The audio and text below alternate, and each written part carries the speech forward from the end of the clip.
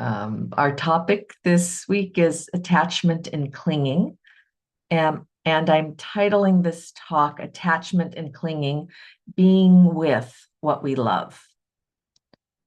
So this stayed with me yesterday from the Dharma talk on attachment and clinging. There is attachment that includes care, connection, and responsiveness. Being drawn toward what matters to us, taking up what we love and value in this life. So during the night, a line from the Setting the Wheel of Dhamma in Motion, it's a sutta, it came to mind. And this sutta is often regarded as the Buddha's first formal teaching of a path. And toward the end of that teaching, he gives a fuller description of dukkha, of pain, of vulnerability, of hurt.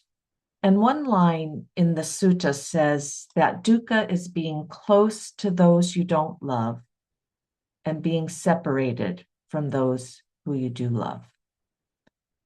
So in my dreaming mind last night, the teaching flipped. That line came just kind of bright and clear. If being separated from those we love is suffering, then being with those we love, that bond, that closeness, that attachment between us, it must mean something else, not dukkha, a form of sukha, happiness, ease, well-being. So by extension, I went to being with what we love can be a wholesome path. Now, I can't find that quite so plainly stated in the Pali Canon, and I searched. And it's not, and even times where it's talked about that way, it isn't, it's given with an immediate caution. Be clear-eyed about this. Don't cling, don't grasp, don't mistake this for something permanent.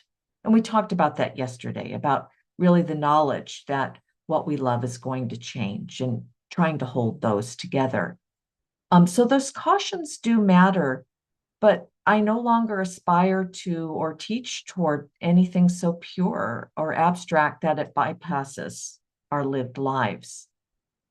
Because I still am aversive to being told, don't cling, just let go. Being given a command with an expectation to make it happen. Most of us don't know how to do that. Letting go isn't a precursor, it's a process, that, or how I see it. And for me, that process came through how I learned it as a process is by adding reflection after the meditation. It was like finding a missing piece of a puzzle. Suddenly, I was able to look at my experience and make a little bit more sense of what matters to me. When I first started doing line dance classes during the pandemic, there was a woman who was always there, every class. She wore different shoes every time, cowboy boots with like little silver jangles, red and white stars, bright spin sneakers in impossible colors. And here I really exaggerate only a little. We didn't know much about each other's lives. And yet, when she told me she was moving to Las Vegas, I felt a distinct pain of loss. And it surprised me. I realized I'd formed an attachment. I didn't even know it was there. And when I first moved to Los Angeles in 1989, I was deeply attached to living in Santa Monica. It called to me. I moved out from Atlanta. I followed, even though I could only afford rent control apartments. And we lived there, my husband and I, for over 30 years and witnessed enormous change in the development in Santa Monica, in the politics, in the shift from what was a small beach town to something closer to a small New York City. So when the pandemic came and it became unsustainable to stay, I noticed something unexpected. My attachment had already died. I was really ready to move to a quieter, smaller town in the Conejo Valley. So some of our bonds live below language. We only recognize them when they change or when they're gone. And this is another reason I don't want to teach attachment as something to avoid. Reflection feels essential to this process. So as we move into the holiday season, many of us will be spending time with people we feel attached to, family, partners, friends, communities. And interestingly, when I was writing this talk, the first people that came to mind for this talk were therapists, because I called my therapist over the holidays and made an appointment. Um, our modern Western culture has given us this very particular kind of relationship. People who, in some ways, reparent us implicitly and intentionally. They help us become more trustworthy in our presence, a presence that doesn't abandon ourselves or our experience when it becomes too difficult. And they listen to grievances that we couldn't speak earlier, and maybe speak again and again and again. And they help us grieve losses that were never fully acknowledged. This matters because how we bond with a therapist often reveals how we bond with others. And in my view, therapy is a good friend to a meditation practice. So I want to acknowledge the therapists in our Sangha. We have a lot of them, and a lot of us who have done therapy, but not with you. So those who are practicing now and those who've practiced in the past, your work has helped many people learn how to stay connected without collapsing or controlling their experience. And that learning, it doesn't stay in therapy, it ripples outward. So I started looking for some quotes for therapists. I had a few things in mind and wanted to give an ending with a little punch. But instead I pivoted. I thought there's therapists on this call. There's people who have benefited from therapy on this call. And I wanted to offer a little pause for you to reflect.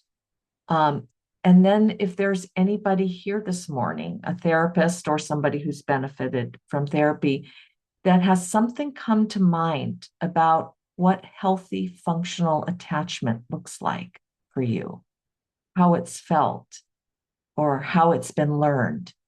Just a little brief thing from a few people before we go into meditation.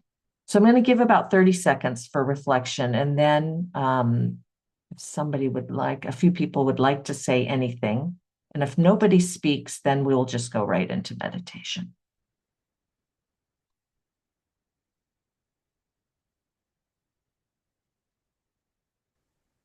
I love my therapist. There, Janet, speak up. Uh, it's a relationship that's so clean and free of any clinging. There's just, Mm, on my part, just love. mm. I feel it both ways. It's a great luxury to have that, to have created it.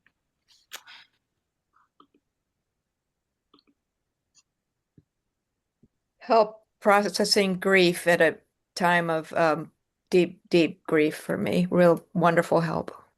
Mm.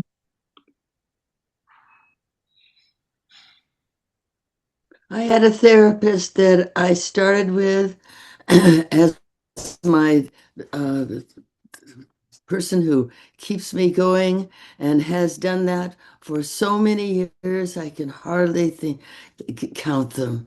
And it's just wonderful to have something in your life that has been always there.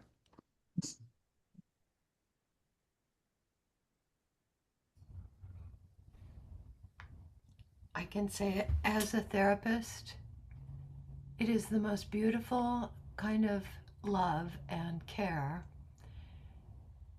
It's not that there is attachment, but the attachment is to the person's own journey and their success.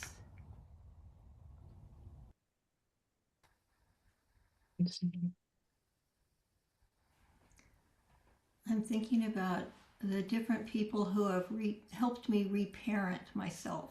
Well, they started out reparenting me and then kind of taught me how to take over the job. And therapists, doctors, lots of people along the way that helped me grow up.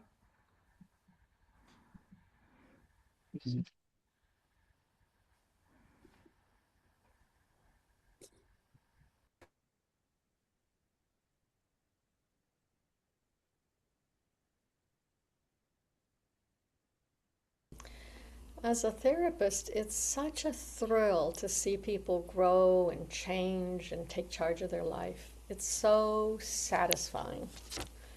It's just a wonderful experience for this side.